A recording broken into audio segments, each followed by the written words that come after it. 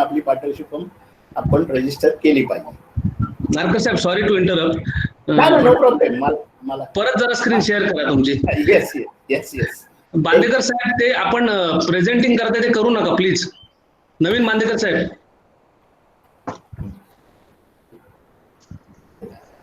नवीन बांदेकर साहेब, आपण स्क्रीनवर कुठे टच करू नका.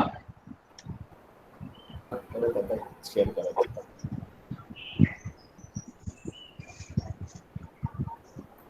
त्यांचं बंद झालेलं नाही अजून. तुम्ही शेअर करा. ओके. काय प्रॉब्लेम नाही, फोन करून सांगा.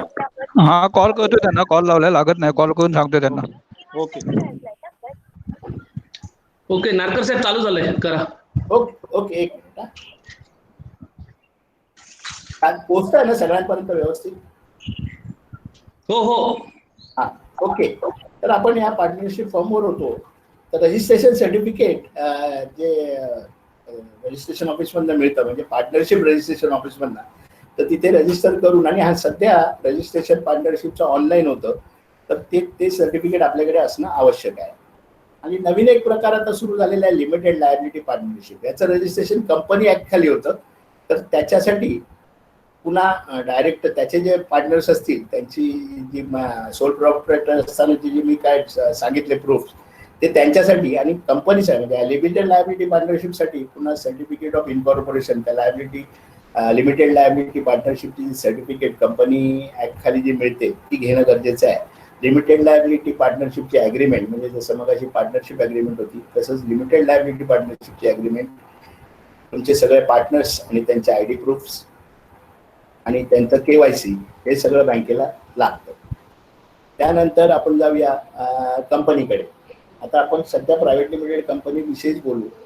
पुन्हा तेच की सर्व जे कंपनीचे डायरेक्टर्स असतील त्यांचे इंडिव्हिज्युअल KYC, जे पहिल्यांदा सोल प्रोप्रायटरशिपसाठी सांगितले, ते सर्व, आणि कंपनीच्या बाबतीत कंपनीचं सर्टिफिकेट ऑफ इनकॉर्पोरेशन, जे कंपनी जी फॉर्म केली त्याचं गव्हर्नमेंटकडनं जे कंपनी खाली सर्टिफिकेट मिळतं, ते सर्टिफिकेट. नारकर साहेब, एक मिनिट, तुम्ही परत एकदा ते प्रेझेंटेशन करा. बंद करू? चालू करा परत. प्रेझेंट नाव करा. दिसत नाही, दिसतंय ना, दिसतंय. प्रेझेंटेशन मध्येच परत ते प्रेझेंटेशन ह्याने चालू होतं, बांदेकर साहेबांनी चालू केलं होतं. नाही, आता बरोबर आहे. एक मिनिट, पुन्हा करतो. नाही, फोटो दिसतोय तुमचा, तुम्हाला त्यांचा प्रेझेंटेशन दिसत नाहीये. हा, आता प्रेझेंट नाव आता आलं. बाकीच्यांनी व्हिडिओ आणि ऑडिओ बंद ठेवा. सुमन पिळणकर, सचिन कुडतरकर.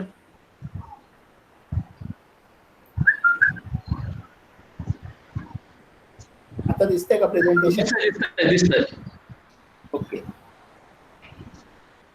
तर आपण आता कंपनीवर होतो. कंपनीच्या डायरेक्टर्स जे सोल प्रोप्रायटरसाठी जे काय आपण सांगितले, ते सगळे त्यांचे वैयक्तिक KYCचे डॉक्युमेंट्स लागतील.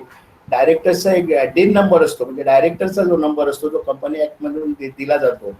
तर तो त्यांचे त्या DIN नंबरचं एक डॉक्युमेंट असतं, ते प्रोव्हाइड करायला लागतं. मेमोरंडम आणि आर्टिकल्स असतात जे कंपनी रजिस्ट्रेशनसाठी कंपल्सरी असतात, तर ती एक हे करायला पाहिजे. आणि या सगळ्या, आणि एक शेवटचं जे आहे ते फटका डिक्लरेशन, एक नवीन झालेलं आहे फॉरेन एक्सचेंज ट्रान्झॅक्शनसाठी. तर तुम्ही जर करत असाल तर ते त्या डिक्लरेशन एक द्यायला लागतं, किंवा करत नसाल तरी की आम्ही करत नाही म्हणून एक डिक्लरेशन हे बँकेला द्यायला लागतं. ही KYCच्या संदर्भातली एक माहिती होती, ती सगळ्यांना बऱ्यापैकी माहिती असते. आता आपण आपल्या मुख्य विषयाकडे बोलूया. Bank finance. तुम्ही चालू केलात बिझनेस, माझ्याकडे माझे पैसे आहेत, आणि आता मला पुढे व्यवसाय वाढवण्यासाठी आणि आणखी काय करण्यासाठी मला बँक पैसे पाहिजेत. तर मग मी बँकेकडे जायचं किंवा कुठच्या फायनान्शियल इन्स्टिट्यूटकडे जायचं, तर मी काय करावं? जनरली काय होतं, या स्क्रीनवर मी हे जरा मोठं आहे, मला वाचताना कदाचित वेळ लागेल, पण थोडा वेळ मी ते ठेवतो. बँका जेव्हा बिझनेससाठी लोन देतात तेव्हा खूप मायन्युटली विचार करतात की या स्मॉल बिझनेसला लोन द्यायचं की नाही, कारण क्रेडिट त्यांची जी पत असते, त्यांची जी कॅरेक्टर असतं, फायनान्शियल कॅरेक्टरबद्दल बोलतो, तर त्याच्यात थोडीशी अडचण असते किंवा आणखी काही प्रॉब्लेम्स असतात. म्हणून बँका शक्यतो खूप विचार करून या स्मॉल बिझनेसना लोन देताना खूप विचार करतात. तर त्यांच्याकडे जाताना आपण काय तयारी करायला पाहिजे हा आपला मुख्य आजचा विषय आहे. आणि त्याच्याकडे आता ही स्क्रीन मी मला वाटतं पुढे जाऊ लोकांचं वाचून झालं असावं. सत्यजित? हो हो. ओके. आपल्याला बिझनेससाठी पैसे कशाला लागतात याबद्दलची स्लाइड आहे. आपल्याला बिझनेस साठी पैसे अशासाठी लागतात, एक तर स्टार्ट करायला, दुसरं आपल्याला डे टू डे जे आपले खर्च असतात ते करण्यासाठी, तिसऱ्यांदा एक असं आहे की काय तुम्हाला कुठे टेंडर्स वगैरे भरायचे असतील तर त्याच्यासाठी पैसे लागतात. जर मोठी अमाऊंट असेल तर तुमचा बिझनेस चालू आहे, बरेच वर्ष चालू आहे आणि मशिनरी बदलायची असेल तर त्याच्यासाठी पैसे लागतात. काहीतरी आणखी नवीन हे करायला लागलं असेल, एक्सपान्शन असेल तर त्याच्यासाठी पैसे लागतात. ती सर्वसाधारण कारण आहेत आपल्याला बिझनेसमध्ये का पैसे लागतात. तर पुन्हा तेच की आपल्याला दोन गोष्टींसाठी विशेष पैसे लागतात. एक फिक्स कॅपिटल रिक्वायरमेंट, म्हणजे आपल्याला फिक्स असेट परचेस करायला, म्हणजे मशिनरी असेल, तुमचं फॅक्टरीचं कन्स्ट्रक्शन असेल किंवा तुम्हाला एखादं दुकान घ्यायचं असेल तर त्याच्यासाठी पैसे लागतात. आणि दुसरी वर्किंग कॅपिटल रिक्वायरमेंट असते, जी तुमचा बिझनेस डे टू डे चालू असताना तुम्हाला जे काही पैसे लागतात त्याला वर्किंग कॅपिटल म्हणतात. तर त्याच्यासाठी आपल्याला हे पैसे लागतात. बँक जे फायनान्स देतं ते कुठच्या टाईपचं असतं, तर सर्वसाधारण 3 टाईपचं असतं, पण मी इथे 2च घेतले आहेत, एक लॉंग टर्म फायनान्स आणि short term finance. Long term finance म्हणजे दीर्घ मुदतीची जी कर्ज असतात ती साधारण 1 वर्षापासून 1 वर्षापेक्षा जास्त मुदतीची जी कर्ज असतात त्यांना मीडियम आणि लॉंग टर्म फायनान्स म्हटलं जातं. आणि ती कर्ज आपल्याला कशासाठी लागतात तर परचेस ऑफ फिक्स असेट्स, म्हणजे तुम्हाला स्थावर मालमत्ता काहीतरी घ्यायची असेल किंवा कंपनी मशिनरी घ्यायची असेल तर त्याच्यासाठी, एक्सपान्शनसाठी, तुमची करंट असलेली मशिनरी त्याची कपॅसिटी वाढवायची असेल किंवा तुमच्या कंपनीतल्या काही फॅसिलिटीज वाढवायच्या असतील, प्रोडक्ट्स एक नवीन मॅन्युफॅक्चर करण्यासाठी आणखी काही नवीन टेक्नॉलॉजी आणायची असेल किंवा फॅक्टरी शेड वाढवायची असेल तर अशा मोठ्या कारणांसाठी आपल्याला हे लॉंग टर्म फायनान्स लागतं. आणि शॉर्ट टर्म फायनान्स, मगाशी वर्किंग कॅपिटल फायनान्स जे मी म्हटलं, तर शॉर्ट टर्म फायनान्स हे आपल्याला तुमचे रोजच्या रोज जे खर्च असतात कंपनीमध्ये किंवा तुमच्या बिझनेसमध्ये ते फुलफिल करण्यासाठी आपल्याला हे शॉर्ट टर्म फायनान्स लागतं, जे आपल्याला वर्किंग कॅपिटल फायनान्स म्हणून आपण बँकेकडनं घेतो. त्याच्यामुळे तुमची लिक्विड कॅश जी असते धंद्यातून उत्पन्न झालेली ती तुम्हाला तिथे वापरता येते, तुमच्या धंद्यात वापरता येते आणि आपण बँकेकडनं जे फायनान्स घेतो ते आपल्याला या वर्किंग कॅपिटलसाठी वापरता येतं. म्हणजे त्याचे पर्पज असे आहेत, परचेस ऑफ रॉ मटेरियल. जर तुम्ही मॅन्युफॅक्चरिंग करत असाल तर तुम्हाला रॉ मटेरियल लागतं, तर तुम्ही प्रोडक्शन रेग्युलर बेसिसवर चालू ठेवण्यासाठी तुम्हाला रॉ मटेरियलचा स्टॉक करावा लागतो. तर त्याच्यासाठी बँकेकडनं पैसे मिळतात, वर्किंग कॅपिटल फायनान्स म्हणून मिळतं. तुमच्या दर महिन्याला आपल्या स्टाफचा किंवा वर्कर्सचा पगार द्यायला लागतो, त्याच्यासाठी आपल्याला पैसे लागतात. तुमची इलेक्ट्रिसिटी बिल, वॉटर बिल्स, आणखी काही बिल्स, अशा या सर्व कारणासाठी आपल्याला शॉर्ट टर्म फायनान्स लागतं आणि जे बँक वर्किंग कॅपिटल फायनान्स म्हणून आपल्याला देत असतं. आता आपण बँकेकडे जाताना काय तयारी करायला पाहिजे हा आजच्या या आपल्या मुख्य विषय आपला आजचा हा आहे.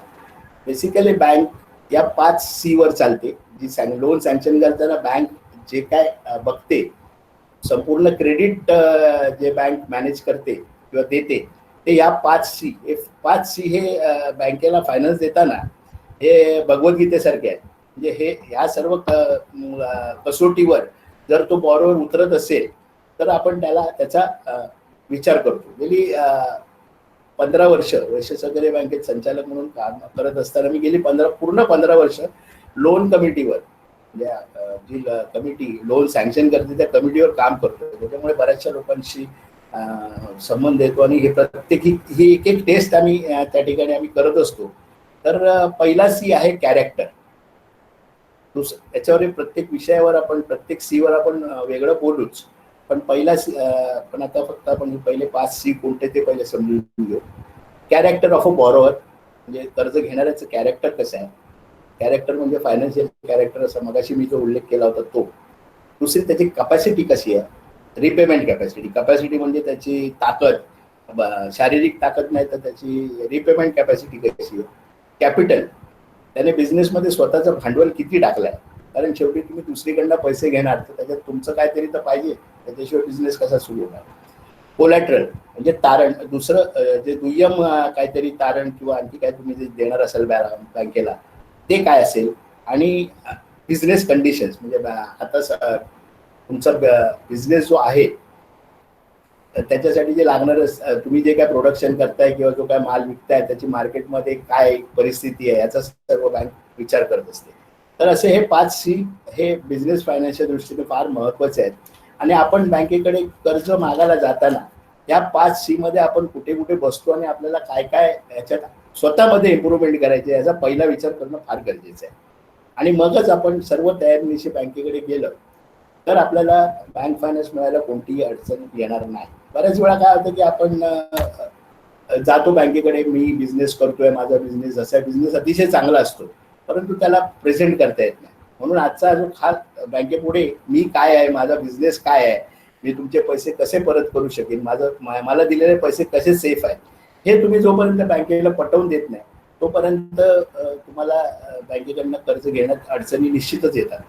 तर ह्या 5Cचा आपण आधी पूर्ण तयारी केली, त्याचा बँकेकडे जाताना त्या 5Cच्या बाबतीत आपण पूर्ण तयारी केली आणि बँकेपुढे गेलो तर निश्चितच कुठची बँक तुम्हाला मी देत नाही असं म्हणणार नाही. बऱ्याच वेळा असं होतं की तुमचा बिझनेस खूप चांगला असतो, तुमचा पास्ट रेकॉर्डही चांगला असतो, बिझनेस खूप चांगलं प्रॉफिटमध्ये चाललेलं असतं, तुमच्या फायनान्शियल रिझल्ट पण ते दाखवत असतात, परंतु जेव्हा तुम्ही बँकेकडे जाता तेव्हा तुम्हाला कॉन्फिडन्सच नसतो, तुम्हाला सांगताच येत नाही मी काय करतो ते. तर ही तयारी करणं फार महत्वाचं आहे. तर बँक जे काय बघतं ते पहिल्यांदा बघतं कॅरेक्टर ऑफ अ बॉरोअर, म्हणजे तो कर्जदार त्याचं चारित्र्य कसं आहे. चारित्र्य म्हणजे त्याचं सामाजिक चारित्र्य हा विषय वेगळा झाला, पण त्याचं फायनान्शियल हिस्ट्री त्याची कशी आहे, त्याचं फायनान्शियल कॅरेक्टर कसं आहे, म्हणजे त्याने आधी कुठे पूर्वी लोन घेतलाय का, लोन घेतलाय तर ते व्यवस्थित फेडलाय का, किंवा कसं काय त्याला अडचणी आल्या आहेत का, त्याने कुठची लोन्स निग्लेक्ट केली आहेत का भरायची, हे सगळं बघत असतं. त्याचा सिबिल, त्याचा जो क्रेडिट स्कोर आहे मगाशी जो उल्लेख केला तर तो स्कोर काय आहे, तर हे बँक बघत असते. आता हे कसं बघतात, तर सिबिल बाबत आपण नेहमीच बोलत असतो, सिबिल हा फार परवलीचा शब्द झालेला आहे, परंतु ते सिबिल काय आहे, तर ही एक क्रेडिट रेटिंग कंपनी आहे. तुमचा क्रेडिट स्कोर ती डिटरमाइन करते.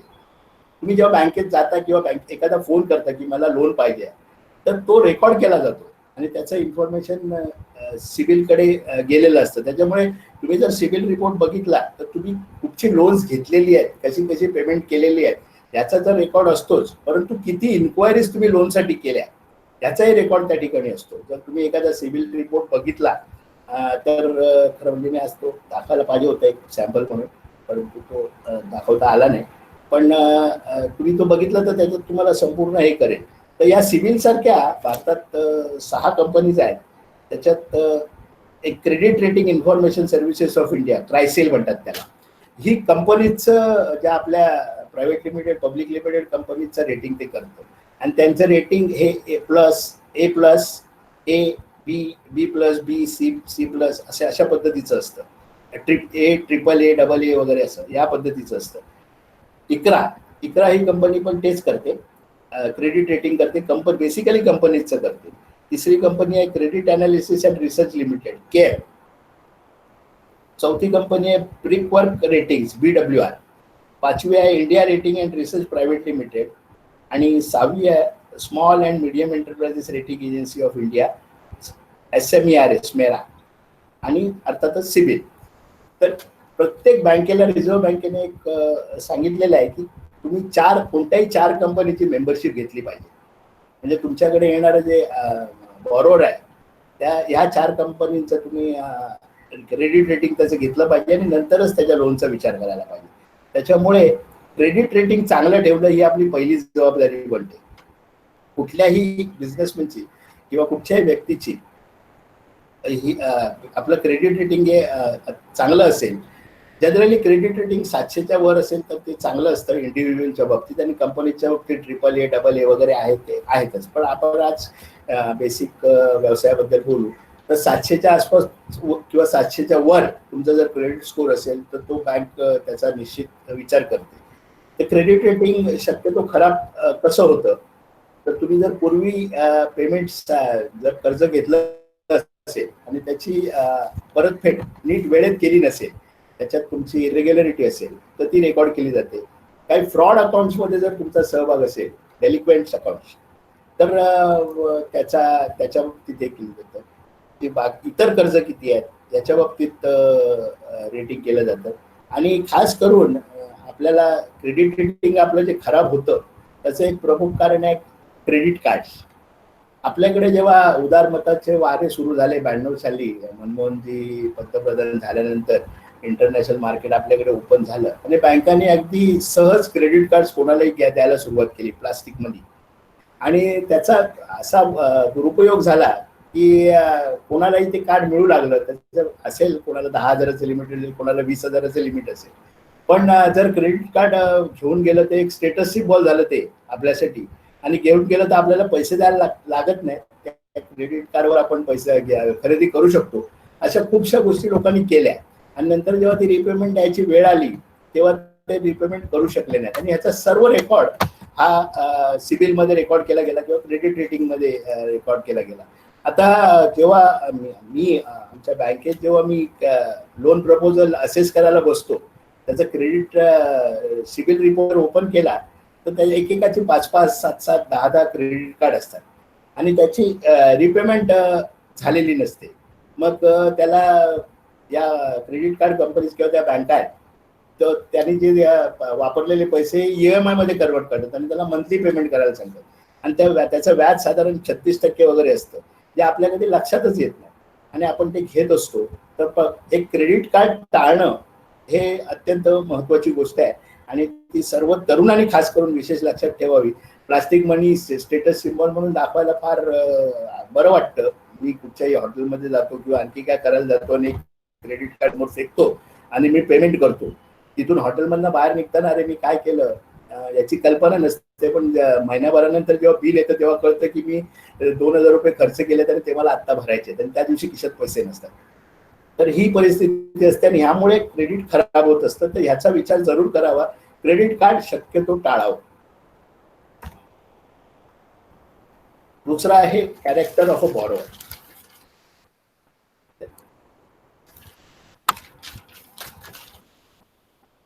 दुसरा आहे कॅपॅसिटी ऑफ अ बॉरोवर.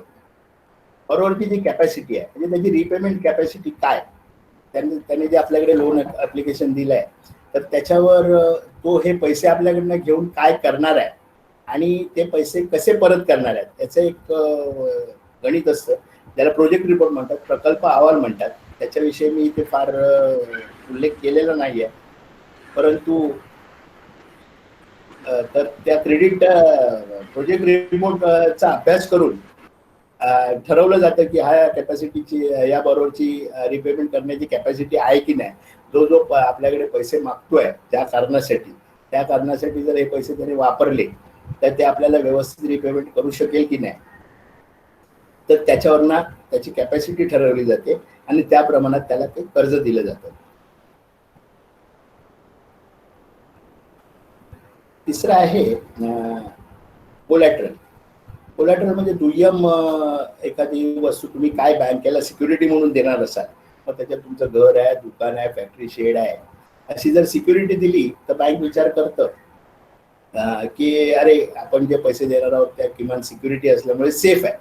तर सिक्युरिटी जर देणार असू, कोलॅटरल सिक्युरिटी जर देणार असू, कोलॅटरल सिक्युरिटीमध्ये 2 प्रकार आहेत, एक प्राईम सिक्युरिटी आणि एक कोलॅटरल सिक्युरिटी. प्राईम सिक्युरिटी म्हणजे जर तुम्ही मालासाठी खर्च घेत असाल तर तुमचा माल ही प्राईम सिक्युरिटी होते आणि तुमची जी स्थावर मालमत्ता तुम्ही जर काय देणार असाल याला कोलॅटरल म्हणून तर ती दुय्यम कोलॅटरल म्हणून ती धरली जाते. आणि अशी जर सिक्युरिटी असेल तर बँक तुमचा निश्चित विचार करते की आपण या व्यक्तीला कर्ज द्यावं की नाही आणि द्यावं. पॉझिटिव्ह वेमध्ये ते विचार करत असते. त्याच्यानंतर 5वा सी आहे चौथा सी आहे कॅपिटल. तुमचं स्वतःचं भागभांडवल किती. तुम्ही दुसऱ्याच्या पैशावर धंदा करू शकत नाही, त्याच्यात स्वतःचं काहीतरी पाहिजे आणि मग ते किती त्याचं प्रमाण वेगवेगळं असू शकेल. तुम्ही धंदा सुरू केला असेल, तुमच्याकडे ऑलरेडी पैसे असतील तर तुम्ही स्वतःच्या पैशाने धंदा सुरू करता आणि मग नंतर जर वाढवायसाठी तुम्ही बँकेकडे येता किंवा नवीनच धंदा सुरू करताना पण तुम्ही एक पर्टिक्युलर अमाऊंट कॅपिटल म्हणून टाकता आणि मग बँकेकडनं इतर गोष्टींसाठी पैसे मागता. या दोन्ही गोष्टी आहेत. तर त्याच्यात कॅपिटल एक दोन प्रकारचं असतं. एक ओन फंड, स्वतःचे पैसे, तुमच्या स्वतःचे असलेलं भांडवल, आणि दुसरं तुम्ही तुमच्या नातेवाईकांकडनं किंवा मित्रांकडनं घेतलेलं अनसिक्युअर्ड लोन, म्हणजे विनातारण कर्ज जे असतं काही टेम्पररी पिरियडसाठी, त्याला क्वाझी कॅपिटल म्हणतात बँकिंग भाषेमध्ये. तर हे क्वाझी कॅपिटल, तर ही तुमचं कॅपिटल गणलं जातं. आणि जरी तुमची क्वाझी कॅपिटल तुमच्याकडे असेल तर तुम्हाला कर्ज देताना बँक एक कंडिशन टाकतं की जोपर्यंत आमचे पैसे परत येत नाहीत तोपर्यंत हे पैसे तुम्ही रिपेमेंट करायचे नाहीत. तर हे जे क्वाझी कॅपिटल तुम्ही उभं करत असाल तर तुमच्या मित्र किंवा परिवारातील लोकांना, नातेवाईकांना एक सांगा की मी तुमचे पैसे परत देईन, पण एका पर्टिक्युलर पिरियड नंतर तुमचे पैसे सेफ असतील, कारण मला बँकेचे पैसे दिल्याशिवाय तुमचे पैसे परत देता येणार नाही. ही कंडिशन प्रत्येक बँक टाकते. तुमचं क्वाझी कॅपिटल कमी करायचं नाही. तर हे कॅपिटल एक आणखी चौथा सी. आणि पाचवा सी हा कंडिशन. म्हणजे जसं इथे म्हटलं आहे, first condition overall economic climate आणि एक्सटर्नल एन्व्हायरमेंट आणि surrounding of the bank and business of the firm. म्हणजे तुमच्या बिझनेस सध्याच्या कंडिशनमध्ये तुमच्या बिझनेसवर, म्हणजे आता कोरोना आलाय तर बिझनेसवर काय अफेक्ट झालाय. तर आता ह्या परिस्थितीत जर तुम्ही कर्ज मागायला गेलात, तुमचा एखादा प्रोडक्ट, जर तुम्ही आता सॅनिटायझर प्रोडक्शनसाठी जर कोरोना संपल्यानंतर सॅनिटायझर प्रोड्यूस करण्यासाठी जर कर्ज मागायला जात असाल तर तुम्हाला बँक देईल, कारण ही पुढची गरज आहे. पण आता जर तुम्ही दुसऱ्या कुठच्या प्रोडक्टसाठी कर्ज मागायला गेलात तर बँक विचार करेल की या सिच्युएशनमध्ये आमचे पैसे परत येणार नाही, तर आपण याला पैसे द्यायचे नाहीत. तर अशी ही कंडिशन बँक, म्हणजे त्या वेळेची कंडिशन ही बँक असेस करत असते. आणि दुसरं, तुम्ही लोन कशासाठी घेणार, आणि ते त्याच्या बाबतीत पण बँक विचार करत असते. आणि ते लोन त्यासाठी वापरणार की नाही, तुम्ही कसं वापरणार, यांच्या प्रोजेक्ट रिपोर्टमधून आपल्याला ते कळत असतं. तर जेव्हा लोन घेणार तेव्हा काल डॉक्टर कोदींनी एक सांगितलं, जेव्हा सुरुवातीला विष्णू सतोसींचं जेव्हा मार्गदर्शन सुरू होतं तेव्हा आदरणीय सुनील बोगटे, पतपेढीचे, आपल्या खंडातील पतपेढीचे जे संचालक आहेत किंवा आमचे अंधारी साहेब आहेत, की जे जनरली काय होतं की आपण पैसे घेतो बँकेकडनं आणि मग आपल्या धंद्यात न टाकता त्याला दुसरीकडे वळवतो, म्हणजे जर मोटरसायकल घेणं, गाडी घेणं किंवा आणखी काय, आणि धंद्यात ते वापरत नाही, त्याला सायफरिंग ऑफ फंड म्हणतात. तर असं जर काय असेल तर मग बँकेला विचार करावा लागतो. तर हे 5 सी फार महत्वाचे आहेत. आता एक दोन उदाहरण मी तुम्हाला सांगतो. माझ्याकडे 2006 साली वैश्य बँकेत एक व्यक्ती आली. आपल्याकडनं खोडाळाचीच व्यक्ती होती.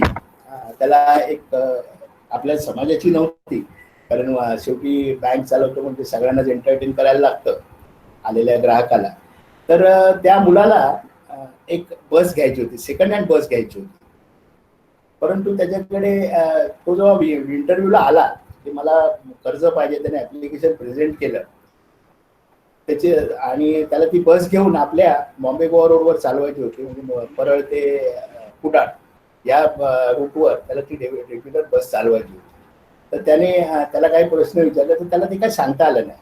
मगाशी जे मी पहिल्यांदा मुद्दा जो सांगितला की आपण तयारी करून जायला पाहिजे, तर त्याच्यात बस चालवायचा म्हणजे तो धंदा करायची कॅपॅसिटी होती, परंतु त्याला प्रेझेंटेशन करता येत नव्हतं. म्हणून एकदा आम्ही ते कर्ज रिफ्यूज केलं की नाही बाबा तुला कर्ज देता येणार नाही, कारण त्याच्याकडे बघितलं तर असं वाटत नव्हतं की तो माणूस तो बरोबर हे कर्ज 3-3.5 लाखाचं कर्ज होतं तर तो परत करू शकेल.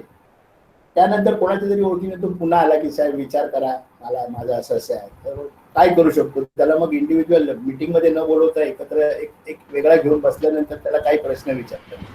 तेव्हा त्याने जे काय सांगितलं तर त्याच्यावरनं एक आम्ही असेच केलं की बाबा ह्याला कर्ज दिलं तर हे बुडणार तर निश्चित नाही. त्यावेळी त्याच्याकडे फक्त जी त्याची बस आहे हीच एक प्राईम सिक्युरिटी होती, त्याच्याकडे कोलॅटरल कुठलीही नव्हती. परंतु त्याची जी जिद्द, त्याची धंदा करण्याची जी इच्छा होती, दुर्दम्य इच्छा होती, त्याचा विचार करून मग आम्ही त्याला म्हटलं की चला 3.5 लाख रुपये आपण स्टेकवर लावूया, या मुलाला आपण कर्ज देऊया.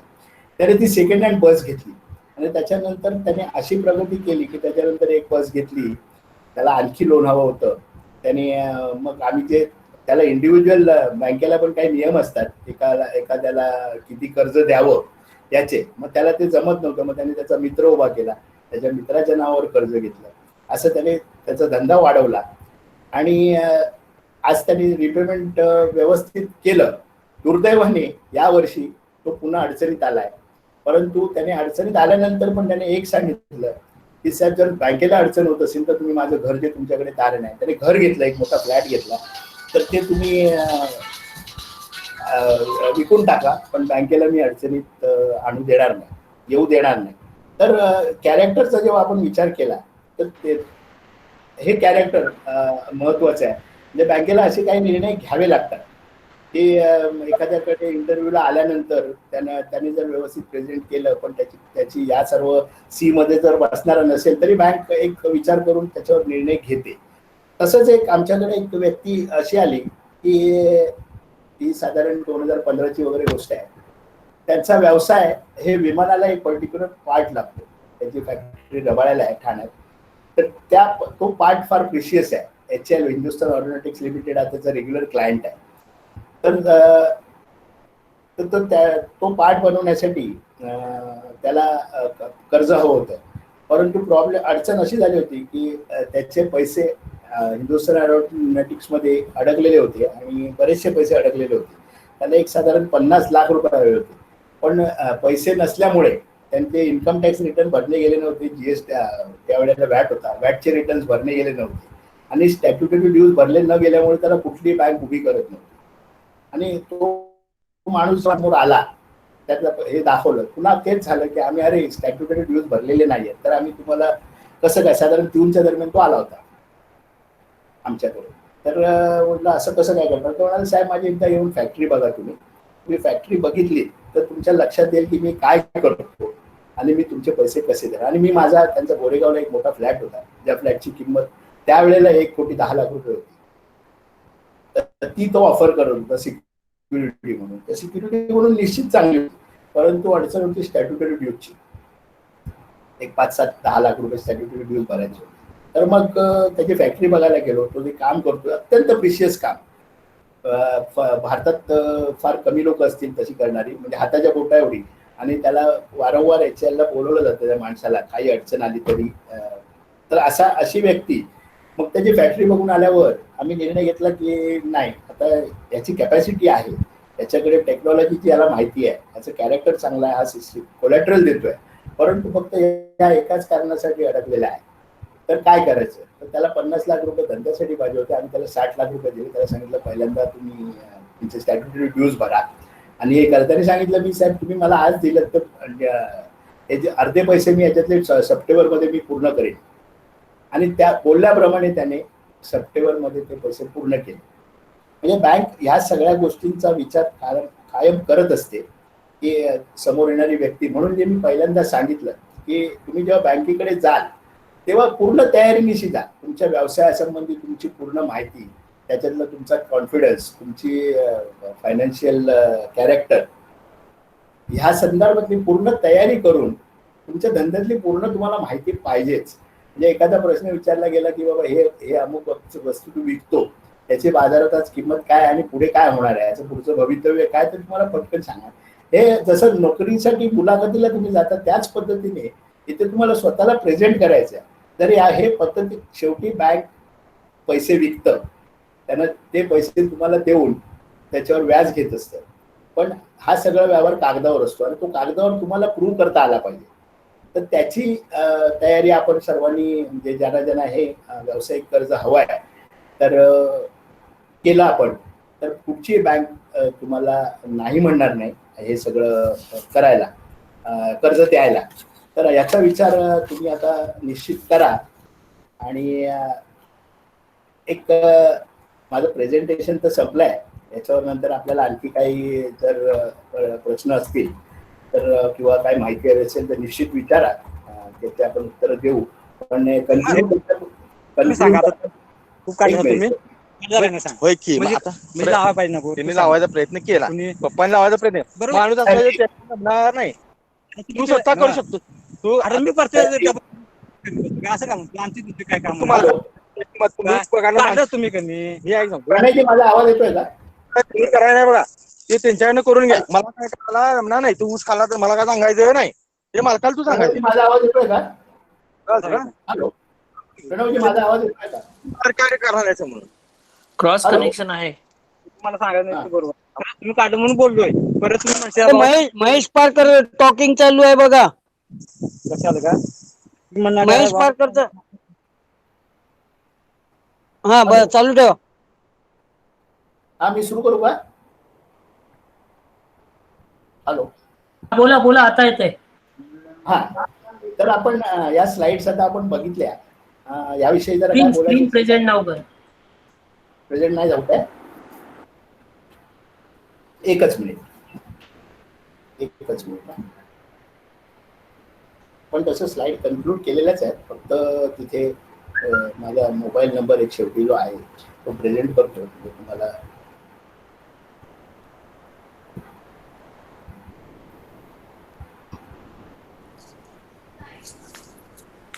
शेवटचे 2-3 स्लाइड दिसत नव्हत्या. पुन्हा जाऊ का? हा, शेवटचे 2-3 स्लाइड. हा, ह्याच्या पुढे. एक मिनिट. हा,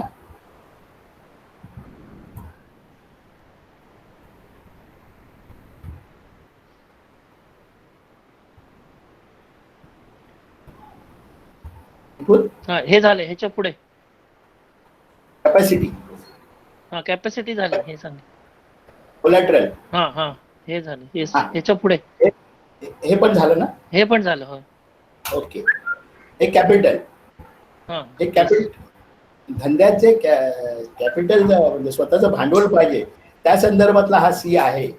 तर तुम्ही ते भांडवल एकतर स्वतःकडे असलेले पैसे किंवा ऍडिशनल पैसे लागत असतील तर तुम्ही तुमच्या मित्र किंवा नातेवाईकांकडनं जे अनसिक्युअर्ड लोन घेता त्याला क्वाझी कॅपिटल बँकिंग मध्ये म्हणतो, तर तेही तुमचं कॅपिटल गणलं जातं. परंतु त्यात एक कंडिशन अशी असते की जोपर्यंत तुमचं बँकेचं कर्ज तुम्ही फेडत नाही तोपर्यंत हे जे क्वाझी कॅपिटल आहे तुमच्या मित्रांकडनं किंवा नातेवाईकांकडनं घेतलेलं जे कर्ज आहे तर ते तुम्ही परत करू शकत नाही, एक कंडिशन असते. मग अशी मी सांगितल्याप्रमाणे जर तुम्ही जर हे घेणार असाल किंवा तुम्हाला कोण तुमचे मित्र किंवा मदत करणार असतील तर त्यांना एक सांगावं की एक साधारण मी बँकेचं कर्ज घेतोय एक 5-1 वर्षासाठी, तर मी तुझं हे कॅपिटल आहे मी 5 वर्षात निश्चित परत करेन. आणि जेव्हा आपले मित्र किंवा नातेवाईक कर्ज देतात तेव्हा आपल्यावर विश्वास असतो म्हणूनच देतात.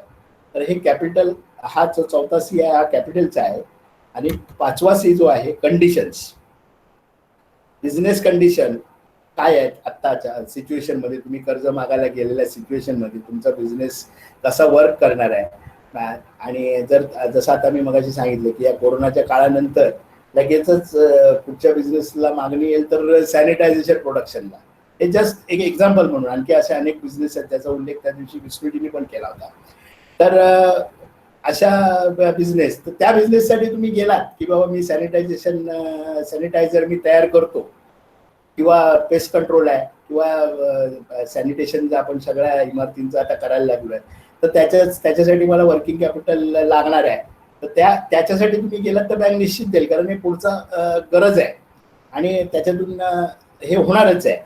तर तशी ही कंडिशन्स, हा 5वा सी आहे, कंडिशन मेजर करणारा सी आहे. आणि मी मगाशी पुन्हा कट झाला म्हणून उल्लेख करतो, काल कोदेनी पण उल्लेख केला होता आणि सुनीलजी भोगतेनी पण उल्लेख केला होता की बँका मुलं कर्ज घेतात म्हणजे व्यावसायिक कर्ज घेतात आणि ते वापरतात दुसऱ्या कारणासाठी. तर कृपया ते करू नका. सायफनिंग ऑफ फंड हे करू नका. ज्या कारणासाठी पैसे घेतले त्याच कारणासाठी ते पैसे वापरा, त्याच्यातून तुमची उन्नती करा. बँक तुम्हाला त्याच्यापेक्षा जास्त पैसे तुमच्या बिझनेस एक्सपान्शनसाठी देत असते, कारण शेवटी बँकही धंदा करायला बसलेली आहे. आणि मी जसं सांगितलं की बँक तुम्ही माल विकता कुठच्याही पद्धतीचा, बँकही धंदाच करते, बँकही दुकान उघडून बसलेली आहे. बँक फक्त पैसे विकतं आणि ते पैशावर व्याज घेतं. तर त्याच्यामुळे तुम्ही घेतलेले पैसे त्याच कारणासाठी वापरा. हा लोनचा हा एक मुख्य आहे. असे हे 5 सीज आहेत. तर कुठच्याही बँकेकडे लोन घ्यायला जाताना हे 5 सीची पूर्ण तयारी करा. आणि 2 एक्झाम्पल्स मी तुम्हाला सांगितले, माझ्याकडे आलेली असे अनेक एक्झाम्पल्स आहेत. तर ह्या 5 सीचा पूर्ण अभ्यास करून तुम्ही बँकेकडे गेलात तर कुठचीही बँक तुम्हाला नाही म्हणणार नाही, अशी माझी खात्री आहे. तुम्हाला कदाचित वाईट अनुभव आलेले पण असतील, पण त्याची कारणंही वेगवेगळी असतील.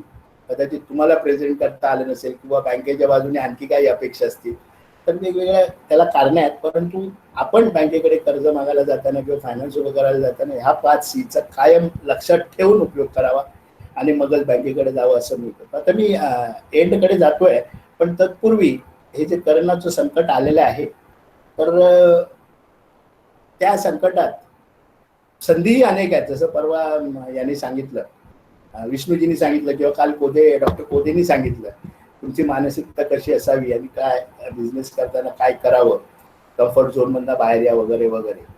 तर ह्या सगळ्यावर प्रत्येक संकट हे नवीन संधी घेऊन येत असतं असं माझं स्वतःचं मत आहे. मी त्या दिवशी पण ते मांडलं. तर आपल्या सिंधुदुर्ग जिल्ह्यातील नररत्न, पद्मश्री, महाराष्ट्र भूषण, ज्येष्ठ महाराष्ट्राचा भूषण असलेले कवी मंगेश पाडगावकर यांची एक कविता आहे जी मला नेहमी प्रेरणा देत असते. जेव्हा माझा कॉन्फिडन्स जातो तेव्हा मी त्यांचा जो नवा दिवसा संग्रह आहे तो मी काढतो आणि त्याची पहिल्याच पानावर ही कविता आहे.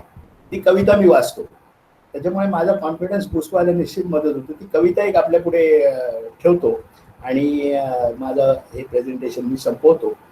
त्या कवितेचं नाव आहे नवा दिवस. भिवून पावलं टाकू नका, भिवून डोळे झाकू नका. भिवून पावलं टाकू नका, भिवून डोळे झाकू नका. भिणाऱ्याला प्रकाश कोणी बघू देत नाहीत, भिणाऱ्याला इथं कोणी जगू देत नाही. भिणाऱ्याला प्रकाश कोणी बघू देत नाहीत, भिणाऱ्याला इथे कोणी जगू देत नाहीत. गरुडाहून झेपवणारा प्रत्येकाला प्राण आहे. गरुडाहून झेपवणारा प्रत्येकाला प्राण आहे. विश्वास ठेवा तुमच्या पायात न संपणारं त्राण आहे. गरुडाहून झेपवणारा प्रत्येकाला प्राण आहे. विश्वास ठेवा तुमच्या पायात न संपणारं त्राण आहे. विश्वास ठेवा, विश्वास ठेवा. नवा दिवस प्रकाश घेऊन येतो आहे, नवा दिवस विकास घेऊन येतो आहे. करोनाचं संकट संपल्यानंतर नवा दिवस जो येणार आहे तो प्रकाश आणि विकास दोन्ही घेऊन येणार आहे. त्याच्यामुळे आपल्यामध्ये असलेली जी उर्मी आहे, जी तुमच्या ताकद आहे, ती पूर्ण त्याचं युटिलायझेशन करून आपल्या धंद्यात उतरा आणि जे फायनान्सच्या बाबतीत वगैरे जी काही मदत लागेल त्याच्यासाठी आमच्याकडनं जे करणं शक्य आहे ते आम्ही निश्चित करू. तर ह्या नोटवर मी ते थांबतो. आपण अंधारी साहेब, सत्यजित वाळके आणि आपले प्रणय तेली यांनी या ठिकाणी छोटंसं प्रेझेंटेशन करण्याची मला संधी दिली, त्याबद्दल मी आपला आभारी आहे. ओम श्री गुरुभ्यो नमः. आता आपल्याला जर काही या बाबतीत आणखी माहिती हवी असेल तर आपण निश्चित विचारा. स्क्रीनवर मी माझा नंबरही ठेवलेला आहे, तो नोट करून घ्या. ज्या प्रश्नांची उत्तरं देणं शक्य आहे ती मी आपल्याला देतो. धन्यवाद. माझं स्क्रीन बंद करू ना? राहू दे ना नंबर राहू दे. पण मला चॅट मध्ये कसं बघता येईल? ओके, मग स्क्रीन बंद करावी लागेल. हा, तेच म्हणतो मी सत्यजितला सांगणार होतो की सत्यजित चॅट मधले प्रश्न वाचून दाखवेल. चालेल चालेल चालेल चालेल. Okay, fine fine fine. Satyajit, over to you. Okay okay. एक एक प्रश्न घेऊ आता.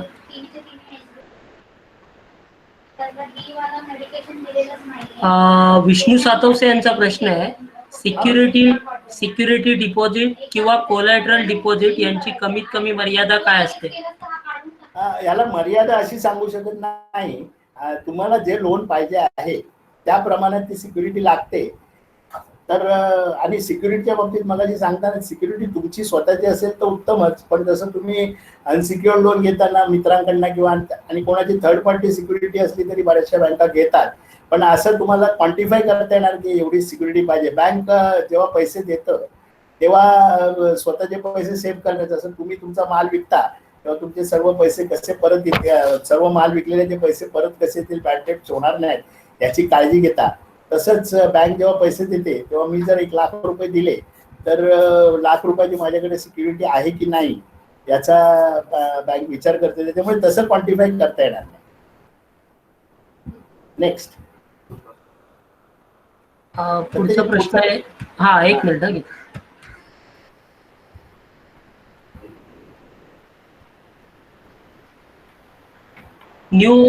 जीवन शेठ मँगलोर यांचा प्रश्न आहे, new firm while we start new firm, what is limitation of startup loan?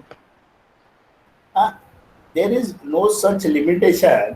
तुम्ही तुमच्या धंद्याला लागणारे मी मगाशी जे 5 C सांगितले त्याच्यामध्ये तुमच्या धंद्याला लागणारे जे तुम्हाला बँकेकडनं जे अपेक्षित आहे, तुम्हाला बँकेकडनं किती पैसे अपेक्षित आहे मग ते तुम्ही जरी नवीन प्रोजेक्ट असला तरी बँक त्याला कर्ज देते. परंतु मी मगाशी सांगितल्याप्रमाणे what I have told 5 Cs बद्दल मी जे काही डिस्कशन केलं, मैंने जो डिस्कशन किया 5 Cs के बारे में, वो चीज का पूरा तैयारी करके आप अगर बैंक के पास जाओगे और अपनी रिक्वायरमेंट बताओगे तो बैंक उसका विचार करेगी. Okay.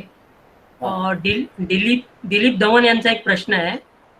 Which document required to startup tourism business in Konkan?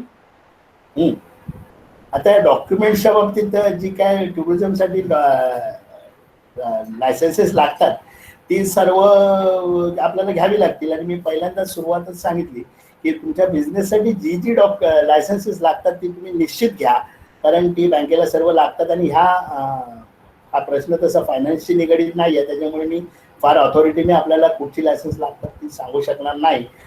Dilip Dhawan, आपण पाहिजे तर आपण एकदा भेटून याविषयी माहिती घेऊन मी तुम्हाला निश्चित सांगेन. ओके. राहुल अंबवणे, वाडा ठाणेमधून त्यांचा प्रश्न आहे की how can I startup my online business abroad? म्हणजे त्यांना जगभर आपला बिझनेस ऑनलाईन चालू करायचा, त्यासाठी काय करावं लागेल? अच्छा, ते पुन्हा हा प्रश्न वेगळा आहे, फायनान्सशी निगडीत नाही. फायनान्सशी निगडीत काय असेल तर निश्चित सांगेल, पण याविषयी मी फार मार्गदर्शन करू शकणार नाही, कारण पुन्हा त्याच्यासाठी काय काय लागतं, कुठचे लायसन्सेस लागतात त्याची कल्पना मला नाही. ओके. त्याच्यासाठी लागणारं फायनान्स आम्ही कसं देऊ शकतो, त्यांनी जर प्रोजेक्ट व्यवस्थित आमच्याकडे सादर केलं तर त्या बाबतीत आपण सांगू शकतो. आजचं नारकर साहेबांचं जे प्रेझेंटेशन होतं त्याच्यामधून मित्रांनो आपल्याला एक गोष्ट स्पष्ट होते की एखादा व्यवसाय जर आपल्याला चालू करत असो आपण, तर बँकेच्या अपेक्षा काय आहेत आपल्याकडून ते साहेबांनी आपल्याला क्लिअर केलं. कारण आपल्याकडे काय होतं प्रणयजी, आपल्याकडे होतंय काय की आपल्याकडे कपॅसिटी असते, आपल्याकडे तयारी असते सगळी, परंतु आपण स्वतःला प्रेझेंट करू शकत नाही. पुन्हा मार्केटिंगचा प्रश्न येतो, जे विष्णूजींनी परवा सांगितलं की तुम्ही बँकेकडे जाऊन स्वतःला कसं प्रेझेंट करता आणि तुमचा प्रोजेक्ट कसा व्हायबल आहे हे बँकेला पटवून देता, त्यावेळेला बँक तुम्हाला पैसे देते. शेवटी तुमची मार्केटिंग तुम्हाला करायची आहे आणि पहिल्यांदा तुम्हाला स्वतःला कॉन्फिडन्स असेल तर तुम्ही बँकेकडे जाऊन कॉन्फिडेंटली बोलू शकता. ओके. आणखी कोणाचे प्रश्न आहेत का? Manoj Kudtarkar, Mumbai. How will get loan for sole trading business? कुठच्याही बिझनेसचा तुमचा प्रोजेक्ट तुम्ही सादर करा, बिझनेस काय आहे सादर करा, तुम्हाला लोन मिळेल. तर कुठची सोल ट्रेडिंगसाठी वेगळे क्रायटेरिया, पार्टनरशिपसाठी वेगळे क्रायटेरिया, LLP साठी वेगळे क्रायटेरिया किंवा प्रायव्हेट कंपनीसाठी असं काय नसतं. तुम्ही तुमचा प्रोजेक्ट घेऊन या. ओके. संजीव शिरसाट यांचा एक प्रश्न आहे. बोला. हॅलो. संजीव शिरसाट यांचा प्रश्न आहे, ओडी अकाउंट किंवा कॅश क्रेडिट अकाउंट पाहिजे असेल तर काय नियम आहेत? ओडी अकाउंट किंवा कॅश क्रेडिट अकाउंट पाहिजे असतील, ओडी अकाउंट जनरली तुम्हाला कुठे जरी फिक्स डिपॉझिट वगैरे असेल तर त्याच्या 90% वगैरे दिलं जातं. पण CC अकाउंट हा तुमचा मालाची किंमत, तुम्हाला जर माल घेण्यासाठी पैसे हवे असतील किंवा आणखी याच्यासाठी पैसे हवे, डेटर्स तुमचे जे येणं असतं त्याला डेटर्स म्हणतात अकाउंटिंग भाषेमध्ये. तर डेटर्स तुम्ही क्रेडिट देता तुमच्या समोरच्या पार्टीला, 2 महिन्याचं देता, 3 महिन्याचं देता, तर तो जो शॉर्टफॉल असतो तो भरून काढण्यासाठी, म्हणजे 2 महिन्याचा किंवा 3 महिन्याचा जे तुमचे डेटर्स असतील आणि तुमचा जो स्टॉक असेल, जर स्टॉक तुम्ही ठेवत असाल तर त्याच्या काही पर्सेंटेज, म्हणजे वेगवेगळ्या बँकांचे वेगवेगळे निकष आहेत. काही बँका डेटर्सच्या 60% देतात किंवा 70% देतात, काही 50% देतात. तर हे बँकेवर डिपेंड आहे किती % द्यायचं आहे, त्यांच्या पॉलिसीवर ठरतं, परंतु त्या प्रमाणात तुम्हाला CC लिमिट दिलं जातं. ओके. पुढचा प्रश्न आहे प्रफुल्ल खानापूर, हुबळीवरून प्रश्न आहे. What are circumstances of loan in Mudra scheme or any government scheme? नाव काय सांगितलं सत्यजितजी? प्रफुल्ल खानापूर. प्रफुल्लजी, मी मराठीतच बोलतोय. सुरुवात करतानाच मी सांगितलं होतं की मुद्रा लोन्सच्या बाबतीत मी बोलत नाही. आजचा विषय हा फक्त बँकांकडनं फायनान्स घेणं आणि आपण स्टार्टअप बिझनेस नाही तर आपला रेग्युलर बिझनेस जो स्टार्टअप इंडियाच्या स्कीम खाली नसेल तर त्याच्यामुळे मुद्रा लोनच्या बाबतीत माझ्या माहितीनुसार मॅक्झिमम मुद्रा लोन 10 लाख रुपये गव्हर्नमेंट देतं. परंतु त्याची काय क्रायटेरिया त्याची कल्पना मला नाही. आणि जर पॉसिबल असेल तर मी सांगितलं अंधारी साहेबांशी आपण बोलू या बाबतीत मार्गदर्शन. काल मला वाटतं विद्याधर तायशेटेजींनी सांगितलं होतं की जिल्हा नियोजन समितीचे कोणतरी आहेत ते याविषयी आपल्याला मार्गदर्शन करू शकतात. तर ते शक्य झालं तर आपण ते करूया. हॅलो, हा मी डॉक्टर विद्याधर तायशेटे. हा बोला तायशेटे. ते स्कीम्स मध्ये आता अगोदर 10 लाख किंवा अगोदर 2 ते 10 लाख वगैरेच होते, आता 1 CR वगैरे पर्यंत त्याची फंडिंग आहे असं मला मित्राकडनं समजलंय. म्हणजे सबसिडी 50%च आपण बेअर करायची, 50% सबसिडी मिळणार असं आहे. तो तसं प्रोजेक्ट दाखवायला लागतो त्याला. Right right right. प्रफुल्लजी, मला वाटतं तुमच्या प्रश्नाचं उत्तर तायशेटे साहेबांनी दिलं आहे. डिटेल काय माहिती असेल तर आपण नंतर बोलू. हा सत्यजी. ओके, झाले प्रश्न झाले त्यांचे. अजून कोणाला काही विचारायचं असेल तर त्यांनी चॅट बॉक्स मध्ये विचारावं.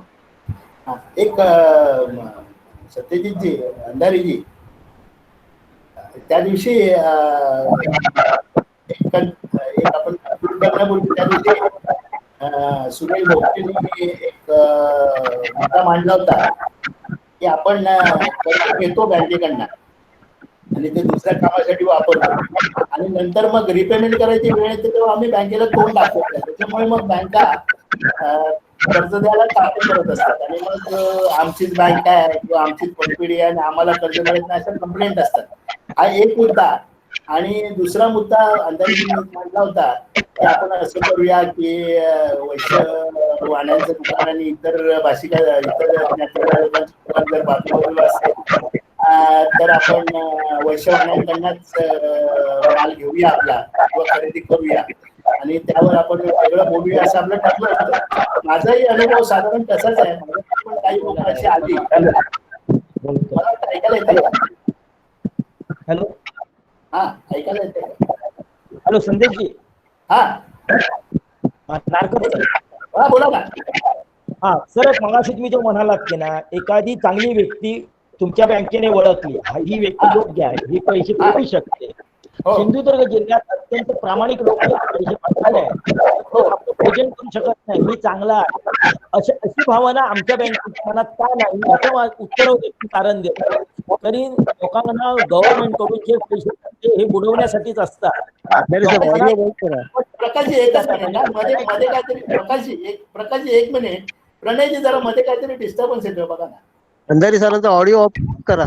नाही काय झालंय, बऱ्याच जणांनी ऑडिओ ऑन केले त्यामुळे झालंय ते. अच्छा ओके, बोला बोला प्रकाश. बोला मुरे बोला. हॅलो, गव्हर्नमेंट कडून कर्ज दिलं जातं ते माफ होतं, ही एक भावना लोकांच्या मनात झाली. पैसे फेडायचे नसतात आणि जे प्रामाणिक असतात व्यापारी, प्रामाणिक बँकेकडे जातात, सगळं काही ते देतात व्यवस्थित, पण त्यांना त्या पद्धतीचं कर्ज मिळत नाही आणि त्यांचं माफ होत नाही. आणि माझं काय म्हणणं, तुम्ही ओळखलं, वैश्य बँकेने ओळखली ही व्यक्ती आमचे पैसे फेडणारच, तुम्ही सपोर्ट केला म्हणून ती माणसं मोठी झाली. पण सिंधुदुर्ग जिल्ह्यात हे होत नाही आहे. नाही असं बँका उचलत नाही. मग तुमचे फक्त 6-5 C आहेत की नाही, त्या कॅटेगरीत ही माणसं नाही बसत. पण तुम्ही ओळखलं, वैश्य बँकेने ओळखली, ही दोन माणसं चांगली आहेत. नाही तो प्रकाशजी हा असेसमेंटचा मुद्दा आहे. जो जाणारा माणूस आहे ना त्याने स्वतःला, मी मगाशी तेच सांगितलं की याची तयारी करून जा तुम्ही आणि त्यांना पटवून द्या, निश्चित करणार ते. असं कुठची बँक किंवा कुठची पतपेढी जर धंदा करायला बसलेली आहे ना तर ती असं सहजासहजी टाळणार नाही देणं, कारण व्याज मिळत असतं. कदाचित असेसमेंटमध्ये त्यांचे काही निकष वेगळे असतील म्हणून मी हे उदाहरणादाखल सांगितलं की असं आपल्याला मिळू शकतं. आणि मुळात कर्ज माफ केलं जातं ही जी भावना आहे ना हीच चुकीची आहे आणि इथेच कॅरेक्टरचा प्रश्न होतो. आणि याच्या पुढे जी गव्हर्नमेंटने जे बँकांना जे सांगितलेलं आहे की तुम्ही 4 क्रेडिट रेटिंग एजन्सीच्या मेंबरशिप घ्या, त्याच्यामुळे आता कोण कर्ज फेडत नाही हे आम्हाला कळतं आणि त्याच्यानुसार तो विलफुल डिफॉल्टर आहे की नाही हे आम्हाला असेस करता येतं, म्हणून आम्ही त्याला नाकारतो. एवढाच प्रश्न आहे. कोणी द्वेष भावनेतून कोण तसं करत नाही शक्यतो. मगाशी हुबळीवरनं जो प्रश्न होता त्याचं डॉक्टर तायशेटेंनी उत्तर दिलेलं आहे, तर मला वाटतं त्यांचं समाधान झालेलं असेल. तर मी जो मुद्दा एक सांगत होतो की अंधारीने काल परवाच्या दिवशी सांगितलं होतं की वैश्यवाण्यांचं आणि इतर कोणाचं दुकान बाजूबाजूला असेल तर वैश्यवाण्यांकडनं आपण हे घेतलं पाहिजे. त्याने ह्याच्यावर आपण नंतर या विषयावर आपण बोलू असं सुनील भोगटेंनी सांगितलं. त्या बँकिंगच्या बाबतीत पण माझा अनुभव साधारण असाच आहे की आपली लोक मुंबईत, मी आता वैश्य बँक ही स्पेसिफिक उदाहरण घेऊन बोलतोय, आपली लोक वैश्य समाजाची लोक तेव्हा इतर बँकात जातात, सार्वजनिक बँकेसारख्या बँकेमध्ये जाऊन अकाउंट उघडतात, तेव्हा खरोखर मनाला यातना होतात, आम्ही जर इथे आहोत तर तुम्ही दुसऱ्या समाजाची बँक का मोठी करता. सारस्वत बँकेचा जर विचार केला तुम्ही तर प्रत्येक सारस्वताचं त्या बँकेत खातं आहे आणि त्यांच्या म्हणजे तो मुलगा जन्माला आला की त्याचं खातं बँकेत उघडलं जातं. प्रत्येकाची कारणं वेगळी असतील की ते बँकेकडे का नाही येत याची, त्या विषयात मला जायचं नाही, पण याचा पण विचार करावा असं हे माझी एक सूचना आहे. आणखी काय प्रश्न आहेत का? सत्यजित काय प्रश्न आहेत का? नारकर साहेब, विनोद नारकर साहेब स्क्रीन तुमची ऑन करा तुम्ही आता, म्हणजे बंद करू ना, प्रेझेंटेशन बंद करा म्हणजे तुम्ही दिसाल सगळ्यांना. Okay okay. आता पारकर म्हणून कोणतरी प्रश्न विचारला होता की सिंधुदुर्ग जिल्ह्यात व्यापाऱ्यांना कर्ज देताना पत जपली जातात. हॅलो, प्रकाश नारकर म्हणून. होय, बोला बोला. तर नारकर साहेब, मी स्वतः सावंतवाडी अर्बन बँकेचा 5 वर्ष डायरेक्टर होतो आणि वैश्य पतसंस्थेची सुरुवातीच्या फाउंडर मेंबर पैकी मी एक आहे. आणि त्यावेळी मी कुडाळातल्या एका झेरॉक्सवाल्याला कुठलंही तारण न घेताना सुद्धा कर्ज वितरण केलं आणि चांगलं त्याने रिपेमेंट केलं. लक्षात घ्या, म्हणजे असं एक्सक्यूज सुद्धा काही व्यक्तींसाठी केलेला आहे. अर्बन बँकेत असताना जवळजवळ 20 ते 22 कर्ज प्रकरणं मी स्वतः संचालकची पत लावून त्या ठिकाणी दिलेली आहे. परंतु आता बँकिंग क्षेत्र थोडं कठीण झालं. माझी सुद्धा स्वतःची पतसंस्था आहे, परंतु बँकिंग क्षेत्र आता वेगळं झालं. एखादं अकाउंट NPA झाल्यानंतर बँक त्या ठिकाणी तोट्यात धरून बँकेला ताबा घेण्याचा अधिकार हा रिझर्व्ह बँकेने आपल्याकडे ठेवलेला आहे. त्यामुळे एखाद्या व्यक्तीने योग्य रिपेमेंट करत असेल तर पत तुमची बघण्याची गरज नाही, बँक ऑटोमॅटिक तुम्हाला कर्ज वाढवून देतं. आणि म्हणून ज्यावेळी आपण आपल्या व्यवसायासाठी थोडकं कर्ज घेतलं जातं आणि आपल्याला भविष्यात जर धंदा वाढवायचा असेल तर हे पहिलं लक्षात ठेवलं पाहिजे की आपला धंदा हा 1 लाखाचा नसून 1 कोटीचा करायचा असेल तर टप्प्याटप्प्याने त्याचं रिपेमेंट चांगल्या प्रकारे जर केलं तर कुठलीही बँक, कुठलीही पतसंस्था ही आपल्याला चांगल्या प्रकारे कर्ज देऊ शकतं. हॅलो परकर साहेब. ओके. नारकर साहेब, प्रकाश नारकर साहेब, हा काय अडचण असेल तर सांगा, आपण करू तुम्हाला सहकार्य कुठल्याही बँकेत. हॅलो. हा बोला अंधारे साहेब, बोला. हा, काय म्हणतो, आता जे भोगटे साहेबांनी सांगितलं ते 100% बरोबर आहे. कारण आत्ताचा मी लाईव्ह एक्सपिरियन्स सांगतो, म्हणजे मी पण आता सध्या वैश्य आमची जी सिंधुदुर्ग जिल्हा वैश्य सहकारी पतसंस्था आहे त्याचा मी आत्ताचा विद्यमान संचालक आहे. माझा जो अनुभव आहे तो अनुभव असाच आहे, म्हणजे जे आता भोगटे साहेबांनी सांगितलं की लोन देण्यामध्ये हा पतसंस्थेचा फायदाही असतो. लोन देताना फारशा गोष्टी विचारात घेतल्या जात नाही, जसं इतर बँकांकडे सर्च रिपोर्ट किंवा इतर गोष्टी पाहिल्या जातात तेवढ्याही गोष्टी आपल्या पतसंस्थेमध्ये पाहिल्या जात नाही. त्याची लोकल इन्क्वायरी करून त्याच्याबद्दलची माहिती गोळा केली जाते, त्याची बिझनेस करण्याची कपॅसिटी बघितली जाते आणि त्यानंतर त्याला लोन द्यायला काही अडचण येत नाही. कारण पतसंस्थेमध्ये जनरली कर्ज देण्यामध्ये पतसंस्थेचा फायदाच असतो.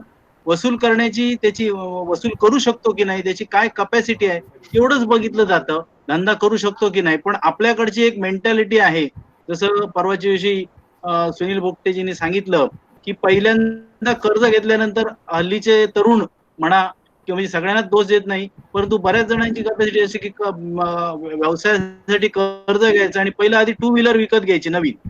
हे जो एक सायकोलॉजी लोकांची आहे, त्याच्यातून बाहेर पडून आपण जे कर्ज धंद्यासाठी घेतो ते कर्ज धंद्यासाठीच वापरलं पाहिजे, तरच आपण त्याच्यातून मोठे होऊ शकतो. ही मेंटॅलिटी ज्यावेळी निर्माण होईल त्यावेळी माणूस व्यवसाय आणि त्या कर्जाचा प्रॉपर वापर करू शकतो.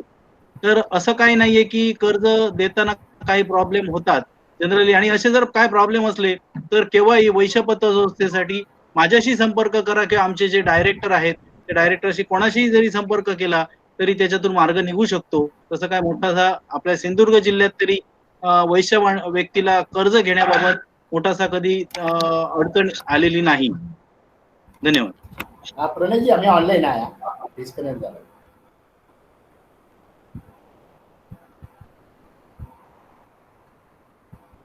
हो हो अंधारी सर,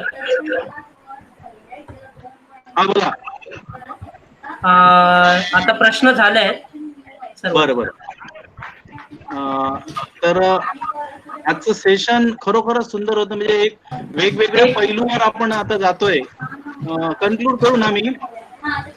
हो हो, अंधारीजी कोणाचे प्रश्न असतील तर करा ना conclude. एक प्रश्न आहे, दोन. हा. कोकणात कणकवलीसाठी धंद्यामध्ये लोन मिळू शकेल काय? वैश्य बँक मदत करू शकते काय? संजीव शिरसाट. हो नक्की ना. वैश्य म्हणजे वैश्य सिंधुदुर्गातली पतसंस्था असेल तर मी मदत करू शकेन, आणि मुंबईची असेल नारकर साहेब निश्चित मदत करू शकू. पण आता मी कशा पद्धतीने करू शकतो हे मी आता इथे सांगू शकणार नाही. तुम्ही माझी वैयक्तिक हे करा, कारण बँकेला एरिया ऑफ ऑपरेशन नसतो, त्या बाबतीत बोलू शकणार नाही. धन्यवाद. ओके. आणि विनोद उले यांचा एक प्रश्न आहे.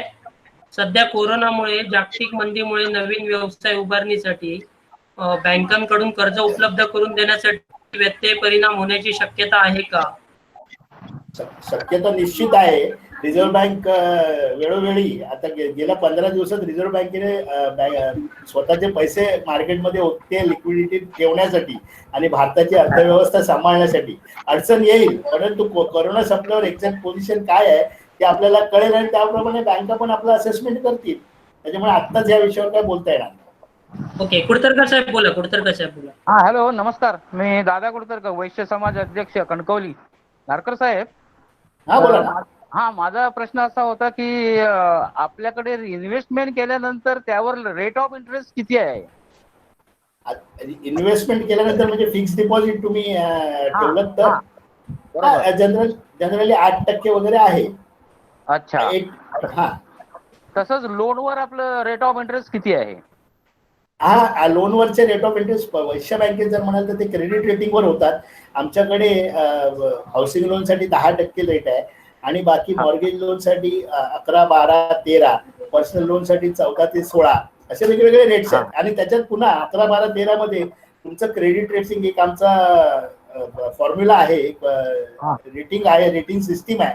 त्या रेटिंग मध्ये तुम्हाला किती मार्क्स बसतात त्याच्यावर आमचा इंटरेस्ट रेट ठरतो.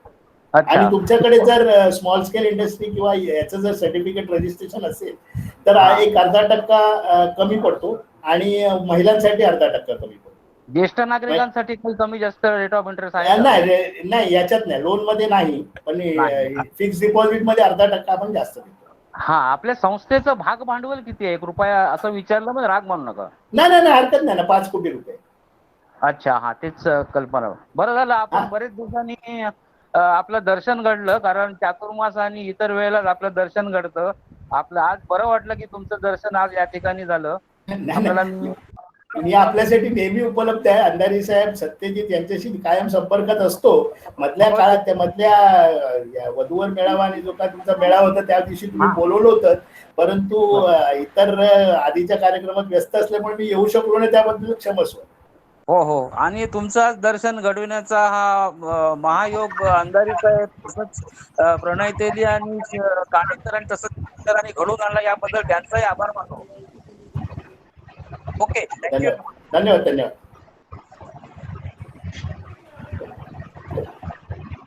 अंधारी साहेब. हा बोला. हा, झालं आता संपलं. आभार आहे. अंधारी साहेब, आभार माना. हो. 38 राहिले, मग ते बरोबर नाही वाटत. बरं म्हणा. आणि जर काही कोणाचे प्रश्न असतील बँकिंग क्षेत्रात तर नारकर साहेबांचे पर्सनल फोन नंबर द्या. हो, करेक्ट. हा, मी स्क्रीनवर ठेवलेलाच होता, पण लागला तर द्या, मी बोलू शकतो. हो, आपण ग्रुप मध्ये ठेवतोच ना, प्रत्येकाला देतो. हा, ग्रुप मध्ये त्यांचं नाव हे करा. हो. ओके.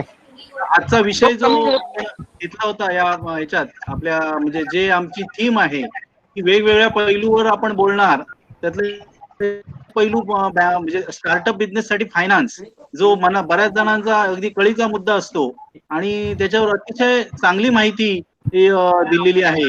अगदी सुरुवातीच्या व्यवसायाला, उद्योगाला भविष्यवाणी म्हटल्यानंतर त्याचं उद्योग हे रक्तातच त्याच्या भिनलेलं आहे आणि त्याच्याबद्दल महत्वाची माहिती आज नारकर साहेबांनी आपल्याला दिलेली आहे. त्यामुळे अतिशय चांगली उपयुक्त माहिती मिळाल्यामुळे बऱ्याच जणांचे कॉमेंट्स पण तसे आलेले आहेत आणि संपूर्ण सेशन मी ऐकलं. मनाला पण खूप आनंद झाला. अगदी व्यवस्थित, न अडखळता आणि कुठल्याही प्रकारचं नो डिस्टर्बन्स न येता चांगलं सेशन झालं. नारकर साहेब, खरोखरच धन्यवाद, आपण वेळ दिलात आणि आपल्या या गुरु मंडळाच्या कुठल्याही कामासाठी अंधारी सर मी उपलब्ध आहे. होय, बरोबर आहे. तर युवा शक्तीचा हा असाच उपक्रम आणि चांगले चांगले हे वक्ते आपल्याला असेच मिळत राहू देत, अशी मी स्वामींचरणी प्रार्थना करतो आणि आजचं हे सेशन असं मी जाहीर करतो. धन्यवाद. धन्यवाद.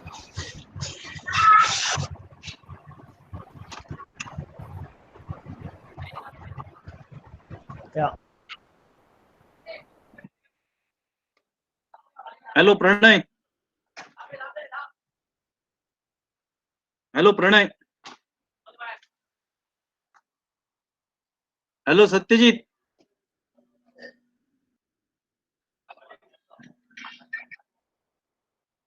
हॅलो.